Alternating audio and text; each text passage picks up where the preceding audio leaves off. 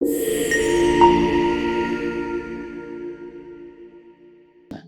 क्षण हम लोग कर रहे हैं काम, हाँ, काया वाचा मनसा, उसके लिए कर्म आता है।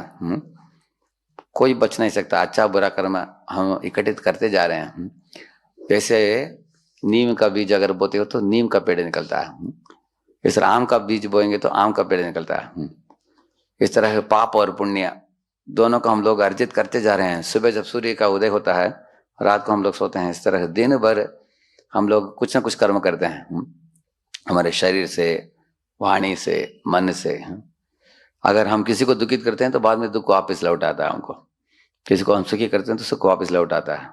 पूर्व जन्म अर्जित पुण्यम अग्रे दावती दावती, ऐसे शास्त्र बताते हैं।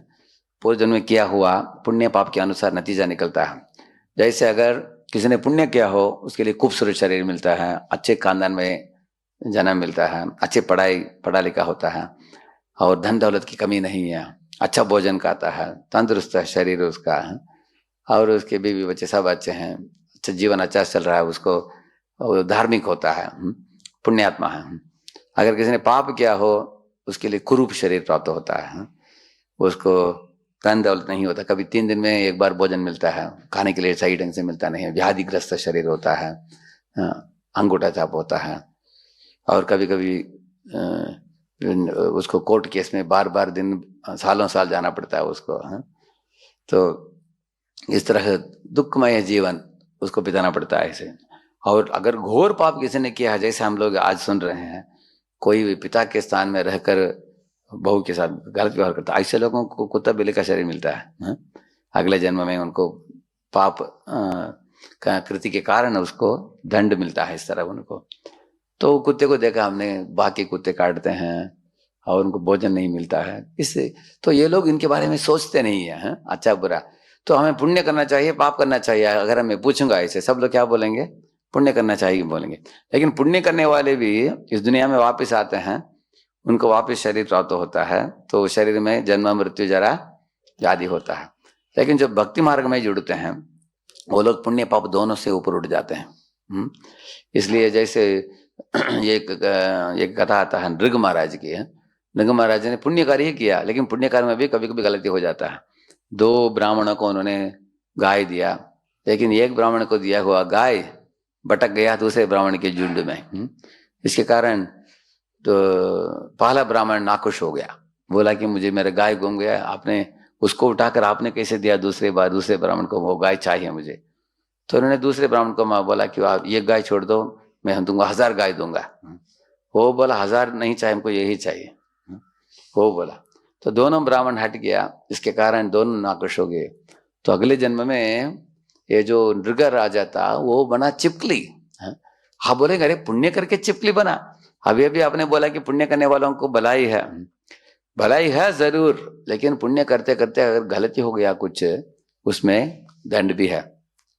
लेकिन ये नृग राजा ने किसी वैष्णव को डोनेशन दिया था कुछ मंदिर बांधने के लिए, कृष्ण के मंदिर बांधने के लिए कुछ चाहा, तो उसको मालूम नहीं था, ऐसे ही दिया, मांगा करके दे दिया उन्होंने। इसके कारण अगले जन्म में चिपकली किधर बना?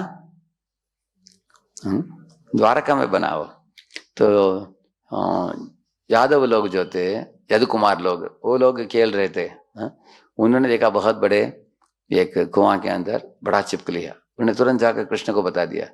तो कृष्ण उधर आकर अपने श्री चरणों को उस चिपकली के ऊपर ऐसे स्पर्श मात्र किया, बस तुरंत वो चिपकली का देह, चिपकली छोड़कर एक सुंदर खूबसूरत शरीर धारण करके आया वो उधर से निकला नृग राजा, तेजोमय शरीर के साथ। तब नृग राजा ने अपने कहानी बताया, मैं कैसे मैं चिपकली बना ऐसे। इसलिए इस दुनिया में हम लोग पुण्य पाप करके बार बार आते हैं जाते हैं, लेकिन भक्ति कर्मों में अगर हम जुड़ते हो तो ये पुण्य पाप दोनों अकाउंट से हम ऊपर उठ जाते हैं, क्योंकि अकाउंट किसके अकाउंट में है? भगवान के अकाउंट में है। हाँ, जैसे सरकार के अकाउंट में कोई काम करता है, जैसे युद्ध करता है, उसको परमवीर चक्र मिलता है उसको। इस तरह भगवान के अकाउंट में हम काम करेंगे तो हमको पुरस्कार मिलता है, गोलोक, भूलोक से गोलोक, ऐसे। इसलिए सर्वप्रथम हर एक इंसान को ये बात समझना चाहिए इस श्लोक से कि काल हमारे पीछे पड़ा है, इसको भूलो मत। ऐश्वर्य में जीना, सुख भोग में जीना, इस तरह अंधे होकर मत जियो। काल के इफेक्ट को देख पाना चाहिए हमको। जैसे अभी कोरोना के समय अनेक लोग नम्र बन गए अभी पिछले 2 साल में। सारे दुनिया में एक तरह का तत्व जिज्ञासा और बढ़ गया बहुत। कारण क्या है, लोगों ने अपने आंखों के सामने देखा कि कैसे लोग मर रहे हैं। अभी दिल्ली में सब सारे जो श्मशान घाट जो हैं पूरे भर गए। इतने शरीरों को जला रहे थे उधर, मृत शरीरों को जब लाते थे अंदर, लाने के लिए जगह नहीं, इतना पूरा भर गया था पूरा।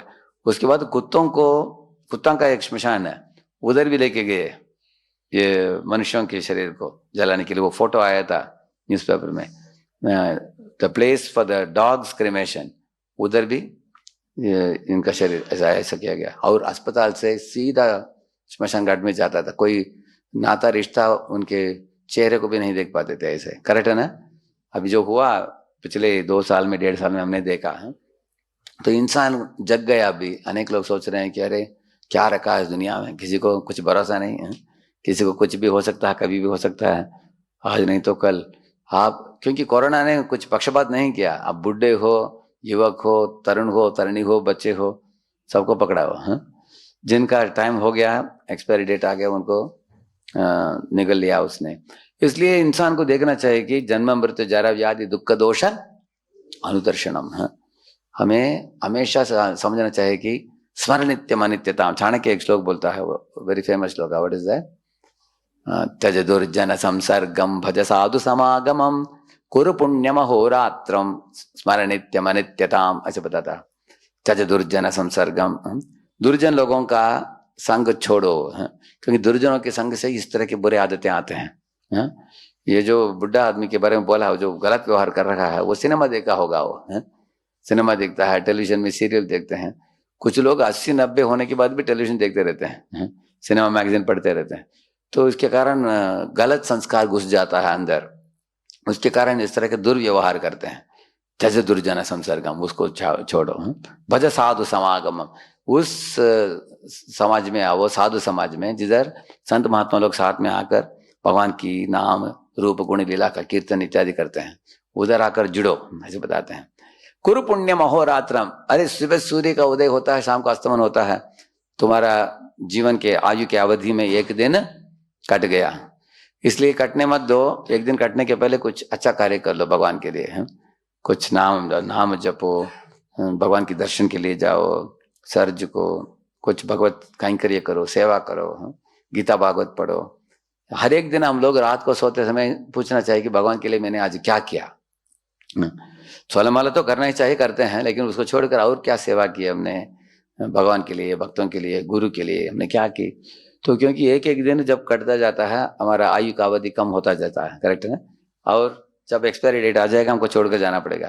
तो ये स्मरण नित्यम अनित्यता बताते हैं। कुरु पुण्य महोरात्रम, दिन रात पुण्य क्या है, साधारण पुण्य नहीं है, भक्ति सुकृति है, उसको एकत्रित करो। स्मरण नित्यम अनित्यता।